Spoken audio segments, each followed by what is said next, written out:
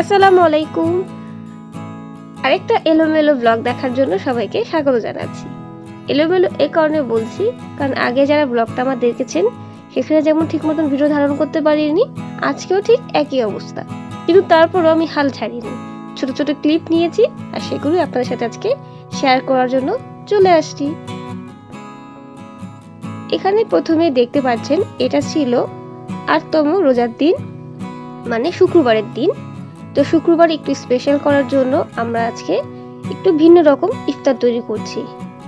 তো এখানে মুরগির বুকের মাংস যে পিসটা থাকে সেই পিসটাকে ছোট ছোট টুকরো করে এর মধ্যে আদা রসুন বাটা, তারপর হচ্ছে মরিচের গুঁড়া, গোলমরিচের গুঁড়া, সয়া সস এবং সস দিয়ে খুব ভালোভাবে মাখিয়ে এখন এটাকে ভেজে নিচ্ছি। তারপরে এই পাশে ছিল এটা হচ্ছে গিয়ে কিমার আলুর চপ। এর মধ্যে কিমা, পাঁচফোড়নের গুঁড়া, পেঁয়াজ বেরেস্তা, লবণ দিয়ে খুব ভালোভাবে মাখিয়ে এই কিমার আলুর চপটা তৈরি করা হয়। তারপর পাশের চুলা এখানে ভাজা হচ্ছে ফ্রেঞ্চ ফ্রাই। ফ্রেঞ্চ ফ্রাই হয়তো আমরা কম বেশি সবাই তৈরি করতে পারি, কোনো ব্যাপারই না ফ্রেঞ্চ ফ্রাই তৈরি করা। একটু লবণ দিয়ে একটু ভালোভাবে ভেজে নিচ্ছি। তো ওই পাশে আমাদের এই চিকেনগুলো ভাজা হয়ে গেছে। যদি কি তৈরি করছি একটু পর দেখাচ্ছি, দেখতে কিন্তু অনেক লোভনীয় হয়েছে। তারপরে ঘরে চলে আসলাম। এখানে ছিল নাশপাতি, আঙ্গুর এবং শসা। ইফতারে কিন্তু ফলটা থাকাই লাগে এবং খেজুর তো মাস্ট থাকবেই থাকবে। এখানে আনারসও ছিল। আর এখানে আমার বড় বোন আমার জন্য বিশেষ করে তৈরি করেছে চকলেট মিল্কশেক। এই চকলেট মিল্কশেকটা কিন্তু আমার খুবই পছন্দের। আমার মতন আর কে কে আছেন চকলেট মিল্কশেক লাভার? তো চলে আসছি এখন, যেটা প্রথমে দেখালাম যে ফ্রেঞ্চ ফ্রাই আর চিকেন ফ্রাইটাকে ভাজছিলাম, সেটা হচ্ছে চিকেন লোডেড ফ্রাইস। এই চিকেন লোডেড ফ্রাইসটা যে কি মজা! আসলে আমাদের যখন এটা ক্রেভিং উঠে তখন আমরা বানিয়ে ফেলি। এটা বানাতে বেশি কিছু লাগে না, chicken fry, French fry, mayonnaise এবং সস হলেই হয়ে যায়। তো আমাদের ইফতারে এটা খাওয়ার ক্রেভিং উঠেছে, তাই আমরা এটা বানিয়ে নিলাম। ক্যাপসিকাম দেওয়ার কথা মনে নাই, বানানোর পরে মনে পড়েছে। আপনারা চাইলে এখানে ক্যাপসিকামও দিতে পারেন, চাইলে আপনারা মাশরুম সসও দিতে পারেন। কিন্তু চিকেন লোডেড ফ্রাইসটা চিকেন ফ্রাই আর ফ্রেঞ্চ ফ্রাই সাথে খেতেও কিন্তু দারুণ মজা। এভাবে বানিয়েও কিন্তু চেটেপুটি আমরা খেয়ে ফেলি, ঝটপট তৈরিও হয়ে যায় এবং খেতে দারুণ মজা। চাইলে এভাবে একবার ট্রাই করতে পারেন। তারপরে এই তো ইফতারের সময় চলে আসলো। তো এখন আমরা ইফতারটা করবো। এই যে আমার পছন্দের চকলেট মিল্কশেকটা আমি খাচ্ছি, আর সাথে খাচ্ছি আমাদের সেই পছন্দের চিকেন লোডেড ফ্রাইস। এখানে চিকেন যেমন ভরপুর থাকে তেমনি ফ্রেঞ্চ ফ্রাইও ভরপুর থাকে। আমার মতন যারা চিকেন বা ফ্রেঞ্চ ফ্রাই লাভার তারা এভাবে তৈরি করে খেতে পারেন। অনেক মজা হয়েছে, এটা আসলে কি বলবো। তারপরে রাতের দিকে আমাদের আবারও ক্রেভিং উঠেছে মোমোস খাওয়ার। মোমোসের রেসিপি আমার চ্যানেলে 3 রকম আছে। আপনাদের সুবিধার্থে আমি লিঙ্কটা ডিসক্রিপশন বক্সে দিয়ে দেবো, আপনারা দেখে নেবেন। আমি এটা একটু ভিন্ন স্টাইলে তৈরি করেছি, এটা আমার কাছে সবচেয়ে সহজ মনে হয়। তারপরে এই মোমোসগুলো আমি স্টিম করার জন্য বসিয়ে দিলাম। তো স্টিম হয়ে গেছে, এখন আমি এটাকে বানাবো হচ্ছে গিয়ে স্পাইসি চিলি মোমোস। তার জন্য আমি এখানে প্যানে 1 টেবিল চামচ বাটার দিয়ে দিলাম। বাটারটা গলে যাওয়া পর্যন্ত একটু নাড়াচাড়া করে দিচ্ছি। তো বাটারটা গলে গেছে। এখন একটা মিডিয়াম সাইজের রসুন আমি এভাবে ফাইনলি চপ করেছি। এখন এই রসুন আর বাটারটাকে একটু ভেজে নিব। বাটারটা দিলে এটার স্মেলটা অনেক বেশি ভালো হয়, চাইলে আপনারা এখানে তেলও দিতে পারেন।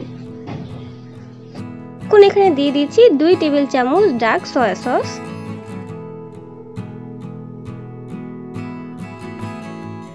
তারপরে দিয়ে দিচ্ছি 1 চা চামচ চিলি ফ্লেক্স।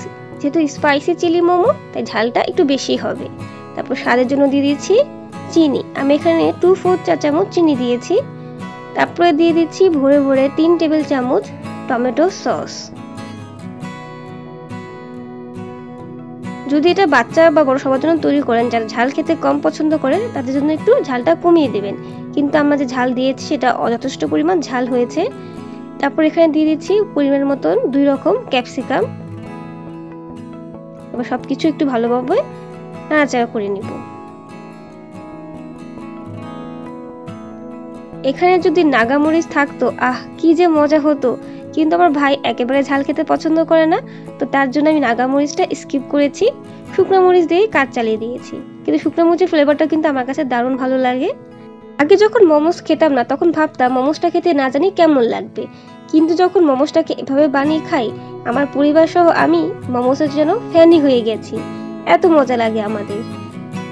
তো কথা বলতে বলতে এখন আমি এখানে দিয়ে দিচ্ছি কর্নফ্লাওয়ার মিক্সচার। আমি এখানে 1 টেবিল চামচ কর্নফ্লাওয়ারের সাথে 1/4 কাপ পানি মিশিয়ে ভালো মতন নাড়াচাড়া করে এখন এখানে দিয়ে দিলাম।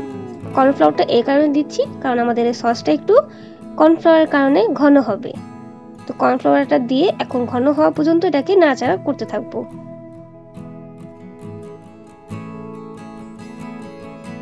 তো এই যে কর্নফ্লাওয়ারটা কিন্তু অনেকখানি ঘন হয়ে আসছে এবং বুদবুদও চলে আসছে। এটাকে আর বেশিক্ষণ রান্না করার প্রয়োজন নেই। এখন আমি এখানে দিয়ে দিচ্ছি আমার আগে থেকে তৈরি করে রাখা মোমোস। যেহেতু মোমোসের রেসিপি আমার চ্যানেলে আছে তাই সেভাবে আজকে শেয়ার করলাম না, আপনারা একটু কষ্ট করে দেখে নেবেন। মোমোস কিন্তু বানানো খুবই সহজ এবং এটা একটা হেলদিও, যেহেতু তেলে ভাজা হয় না, স্টিম করা হয়, তাই খুবই হেলদি। চাইলে সসের সাথে ডিপ না করে আপনারা এটা এইভাবেও খেতে পারেন। কথা বলতে বলতে আমি মোমোসের সাথে আমার সব সসগুলো খুব ভালোভাবে মিশিয়ে নিচ্ছি, যাতে প্রত্যেকটা মোমোসের গায়ে সস ভালো মতো লেগে যায়।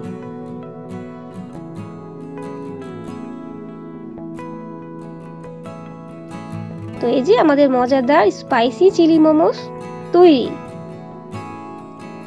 এটা গরম গরম খেতে অনেক মজা, আমরা তো 1 নিমেষে এটা শেষ করে ফেলেছি। আমাদের কাছে এটা খুবই মজা লাগে। আপনাদের কাছে মোমোস কেমন লাগে আমাকে অবশ্যই কমেন্ট করে জানাবেন। আর যারা কখনো মোমোস খাননি কিংবা আমাদের মতন চিন্তা করেছেন যে মোমোস খেতে না জানি কেমন হবে, তারা অবশ্যই একবার বাসায় ট্রাই করে দেখতে পারেন। কথা দিচ্ছি খারাপ লাগবে না।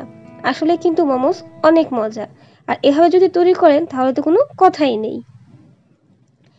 তারপর আর কোনো শ্যুট করতে পারিনি, চলে আসছি পরের দিন ইফতারে তেমন কিছু করতে পারিনি ভিডিও। তো এটা হচ্ছে রাতের বেলা আমাদের আবারও ক্রেভিং উঠেছে, তাই আমরা কিছু খাবার আবার অর্ডার করেছি। চাউমিন, রাইস বল, নাচোস এগুলোই ছিল এবং এগুলো খেতে আমাদের অনেক ভালো লাগে, তাই আমরা বারবার এগুলো অর্ডার করে খাই। তো রমজানে কিন্তু সেটা বাদ পড়েনি। তো এই করতে করতে আমাদের 2 দিনের ব্লগ শেষ। তেমন কিছু নিতে পারিনি, কিছু ছবি শেয়ার করে আজকে এখানে শেষ করছি। আল্লাহ হাফেজ।